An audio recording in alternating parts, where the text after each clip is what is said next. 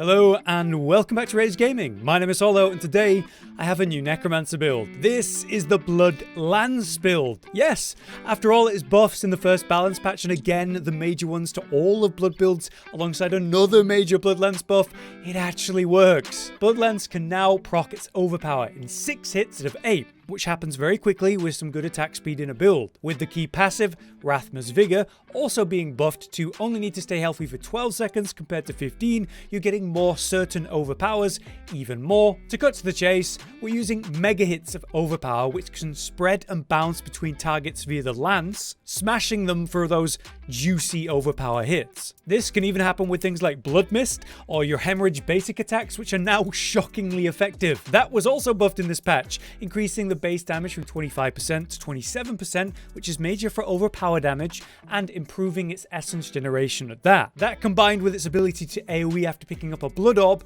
can be a nasty AoE overpower hit, or just a fantastic way to regularly fill up essence each time you pick up those orbs. The classic combination of crit via Bone Storm and Corpse Tendrils, that's still there, and all the extra benefits of those abilities leads to a strong version of a Bloodlands build. Plus, the Blight version of the Corpse Tendrils, that was buffed to generate more Blood Orbs, which is perfect for us. To make this work, you do need to understand overpower. It's through our key passive and the supernatural Bloodlands enhancement that's allowing us to regularly hit those, intentionally timing our overpowers. So maximizing that is key to making this work, rather than playing brain off, let's say. Little details like the Bloodlands penetrating through targets also means things like positioning and aiming at the right people is vital. But it all results in this really unique playstyle that I have not found with other builds. But the RNG and careful gameplay nature means that clear times can be slower than your meta builds because of the RNG involved. The thing is, overpower is tied to your health, fortify, and whatever overpower modifiers you have. That means you're naturally healing and overhealing through the build,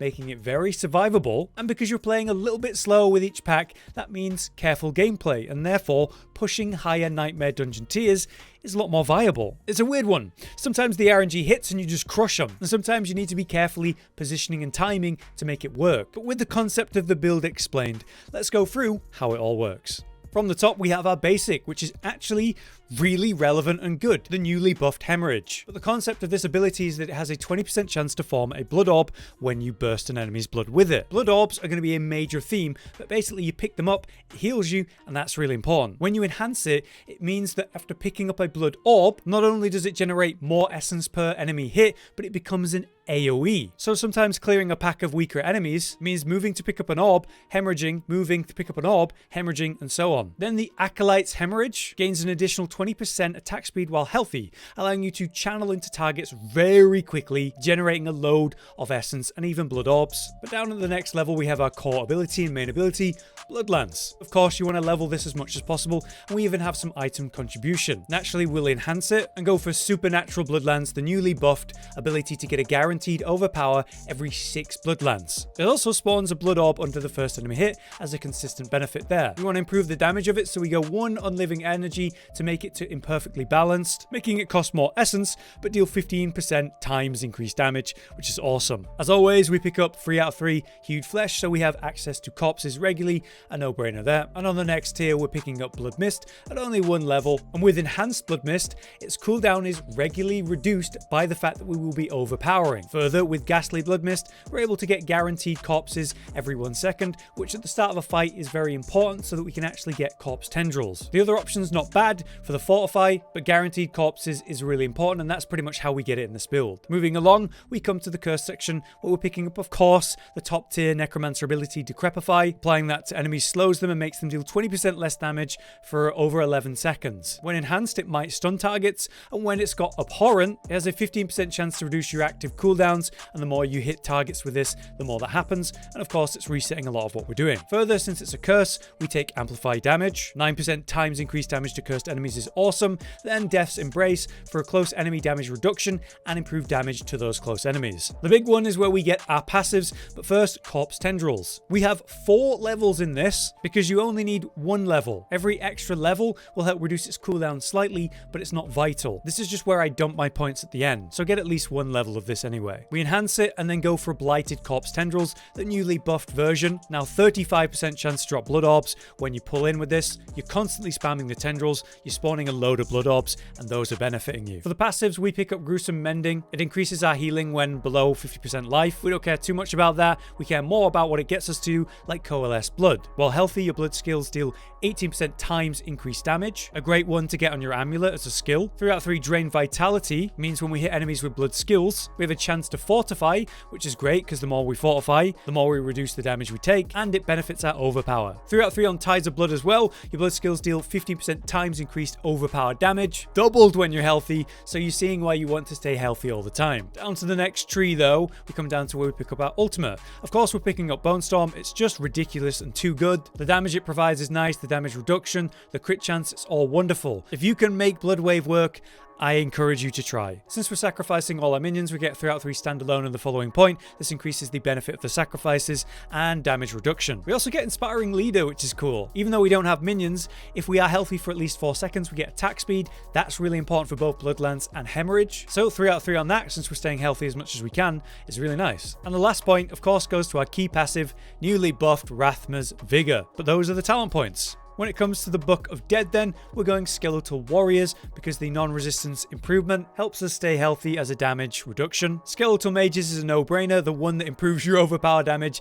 is indeed the Bone Mages, so we sacrifice them for a 40% times increase to overpower damage. It's nuts. And then the Golem, where we're sacrificing the Blood Golem. 10% times maximum life is great because it helps us stay healthy and improves our overpower damage. Next up are the Paragon boards. We follow a kind of strange path. I'm just showing you so you know where I've spent my points. You can pause that if you want at the beginning, but let's explain what we're doing here. On the starting board, our first glyph is gonna be Blood Drinker. Blood orbs begin to fortify you for 7% of your maximum life when you get the secondary effect of that going. We're picking up blood orbs constantly. That helps us fortify, take less damage, be healthy, deal more damage. It's an awesome thing. And if you put this into your starter board, you can actually get the 40 intelligence required without that being level 15, which is really helpful. The benefit of this glyph isn't great since it's not really giving us that much, so you don't have to actually level this as any priority. In any case, we start from the bottom and head up to the right to the Prime node, where we're going to pick up all of the magic nodes around it. Throughout the Paragon, you're going to see us pick up a lot of extra maximum life because that helps with overpower damage and staying healthy, so we want a lot of it. We'll head up and get the glyph, activating Blood Drinker and getting the 40 intelligence around it, and then head back down to pick up Resilience because it provides, hey, extra maximum life, as well as the resistances, which aren't as important. There's also maximum life magic nodes around it, which we want. With that, we'll also grab Preservation just for the extra armor that it provides, but actually go up to the left to get knowledge and leave on that side, where we come to our first board extension, which is Blood begets blood. It means we get more damage when we pick up blood orbs, up to 15% times for 5 seconds. So after a pull, walking around and picking up blood orbs increases your damage by a lot. So to begin with on the board, we enter and go left, picking up aggression on the way, massively improving our overpower damage, which is awesome. I've skipped out on the magic nodes for 5+ damage because I don't have enough points, but I will be picking these up soon. More important is the overpower nodes, of course. Heading up and to the right, we will then pick up the legendary node, and then we'll head to the left and up to go pick up Invigorated, further improving our damage after we pick up blood orbs. We'll pick up the magic nodes on the way and make our way up and to the right to the glyph socket itself, where we will pick up Territorial. 10% damage reduction against close enemies is fantastic. We have this in so many Necromancer builds, improving our damage to close enemies. A fantastic glyph and one I really recommend. We use it here to get 25 dex, heading to the right to pick up Blood Empowered, and of course the overpower damage increases around that, heading to the right and down to Vampiric, the rare node that gives us extra maximum life and more blood orb healing. What we care about here is the maximum life, so we make sure we pick up the 2 magic nodes around it that has that. We'll also pick up Blood Drinker for more blood orb healing, and then heading back to the bottom left of the board where we were coming up originally, we'll leave via that as it's only a few points to get to the next board. Our next board is going to be Bloodbath, the other obvious pick for a blood build. Bloodbath is insane. Attacks that guarantee to overpower, so your key passive or the 6th hit of your Blood Lance, that deals 50% times increased overpower damage. The build doesn't really work without having this. In any case, from the beginning of the board, we'll move to our left and up and left. On the way, we'll come up to go pick up the Powerhouse node, improving our overpower damage and damage while healthy. Also, a bunch of overpower magic nodes exist here that we want to grab while we're here. Then we'll keep working our way left to the legendary node Bloodbath. Then from there, we'll work our way down and to the left to pick up the Thick Hide node on the way. for more maximum life. Heading under that to pick up the maximum life nodes, and up to the left and then up to the right to pick up the glyph, which is control, majorly improving our damage as we corpse tendril to stun, and we have penitent greaves, so we're getting chilled enemies, and we're slowing enemies with decrepify, so obviously this is just all amazing. Further, as you level this and get more intelligence points, you improve your damage to crowd control enemies, which is a lot of what the enemies we're attacking are.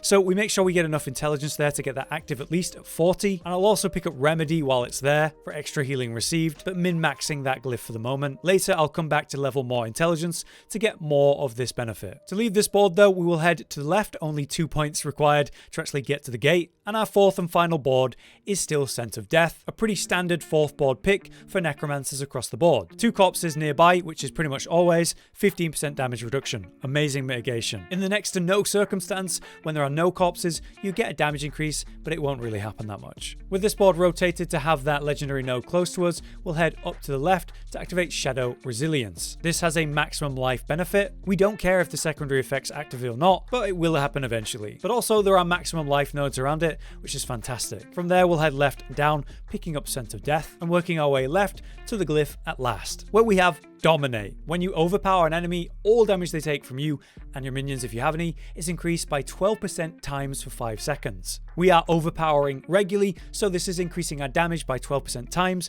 very consistently. Also, as you level this glyph and get more of the willpower, you get more overpowered damage. So it's an obviously really important one. My recommendation for this glyph in particular is if you can't get to a 4th board, bring this forward. I would give up something like Territorial for the time being until you can fit it on your 4th board. Either way, make sure you get the 25 willpower around that glyph to activate it, and when I finally have enough points, I will pick up Death Marked and Preservation for the benefits of that. But I'm only just reaching it, to be honest, at this point.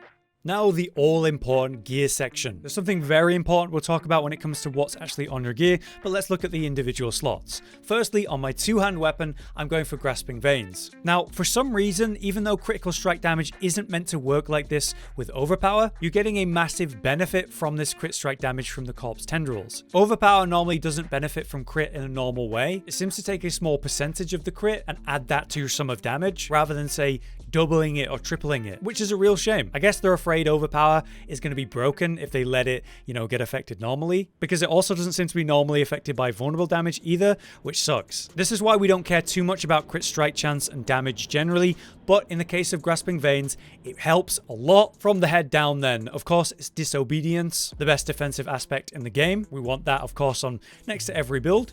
Then on the chest, we have Might, which is arguably the second best defensive in the game. We're using our basic a lot in Hemorrhage, so this is going to give us 6 seconds at the top roll of 20% damage reduction, which is always. Between these two aspects, you have a lot of damage reduction. They're great. On the gloves, we have an offensive aspect, of course. With this, we have the accelerating aspect. Critical strikes with your core skill, which is going to be Blood Lance, will increase your attack speed by up to 25% for 5 seconds. The more your attack speed, the more you Blood Lance, which means the faster you overpower with Blood Lance, and also how much you generate essence with Hemorrhage. On the legs, we have Shielding Storm, because of course we're running Bone Storm Ultimate, granting us a lot of shield, especially when it's benefiting from our base life. For the boots, I have the Penitent Greaves as one of the rare only ways to increase your damage with a boot slot item. If you do not have this unique, you could run something like Ghost Walk or other utility you feel would work. For the jewelry, we have our amulet. The second most important aspect is the one that's going to improve the Blood Lance functionality. But sadly, this is where a lot of the RNG is involved. Hungry Blood aspect means when Blood Lance hits an enemy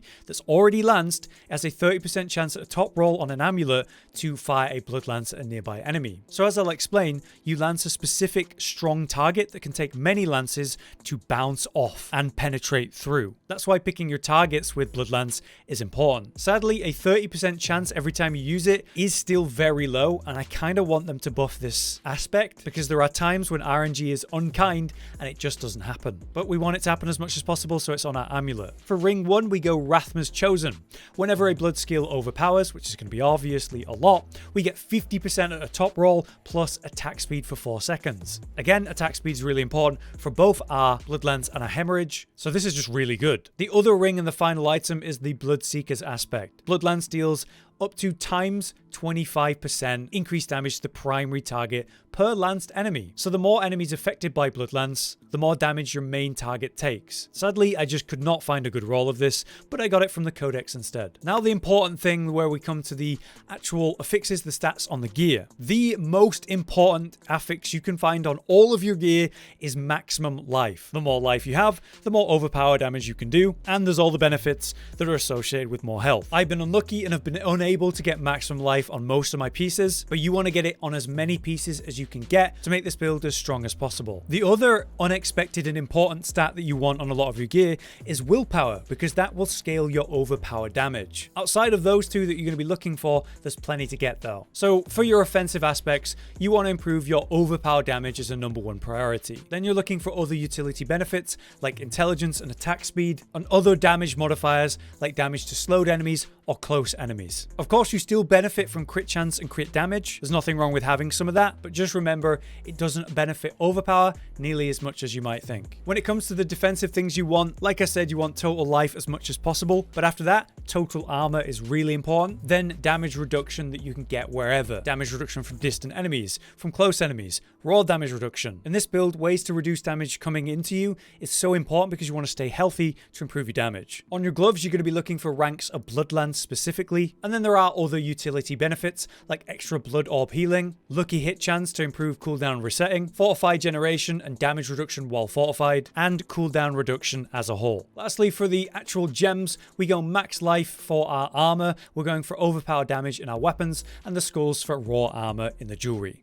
With the build explained, how do you play it? Well, there's a lot going on here. Your key passive is stacking up every second that you're actually healthy. 12 stacks, you're getting guaranteed overpower on any blood ability you use. That could be Blood Mist, that could be Hemorrhage, and that of course can be Blood Lance. It's up to you how you spend that, but you want to intentionally spend it rather than blindly not think about it. Picking up a Blood Orb will give your Hemorrhage an AoE effect. So intentionally overpowering that AoE can actually be a good thing. But to be fair, in a lot of cases, you want to use that guaranteed overpower after corpse tendriling and using it on a Blood Lance. Now every 6 Blood Lance, that will also be an overpower, so absolutely spamming Blood Lance is going to be really important there too. Here's how things generally go though. You make sure you apply Decrepify to everything, helping with a cooldown reduction, potential stun, and also damage reduction. The moment you're ready to fight or going near enemies, you can Bone Storm, giving you a shield, and you're going to need some corpses straight away. So Blood Mist can be a great way to open a fight and generate corpses in a guaranteed way. Then we can corpse tendrils and absolutely smash the pulled targets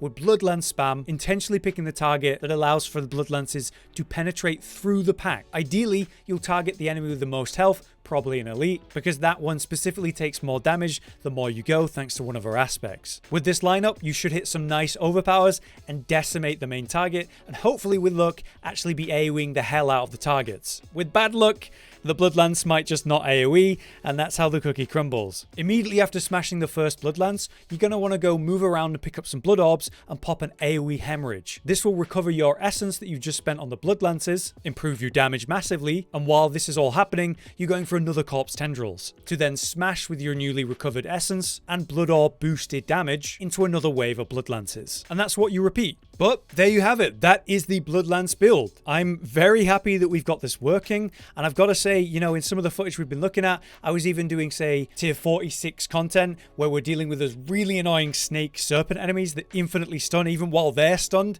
It's so annoying, but this is such a survivable build that even when I'm hard CC'd for ages, tanking damage, I just don't die. And I can always just, you know, Blood Mist out of there, pick up Blood Orbs, instantly full heal, overheal, fortify. It's so survivable. Sometimes you get unlucky and Blood Lance just won't AoE, even though we've committed so hard to making that possible, and that's what kind of sucks about the build. In my opinion, overpower needs to be benefiting from crit and maybe vulnerability directly or a lot more, because it would scale the damage and potential of blood builds and overpower builds in general. I understand though that, you know, minor improvements might make overpower ridiculously strong, but right now I think it needs some love. As a build, I would say this has gone from like a B tier or irrelevant to maybe an A tier. Not quite meta, but certainly effective and fun, and again, it's a really unique, clever playstyle you're playing. If you guys have any Blood Lance or blood build tips and advice, then you can drop it in the comments, maybe you'll help someone. But I hope this was at very least interesting to you guys, wondering about Blood Lance and blood builds and how they're doing in the new patch. For now, I've been Hollow, you've been you, thanks for watching, see you next time. Josh, Cotton, and Hollow with the videos, dropping the humor like a hammer on your tippy toes, bringing entertainment on a daily arrangement to take our insanity and turn it into entertainment. Yes, I said entertainment twice, to reiterate that it is nice to look into your faces on a mostly daily basis when you let us in your homes to make the whole world a stage. Goodbye.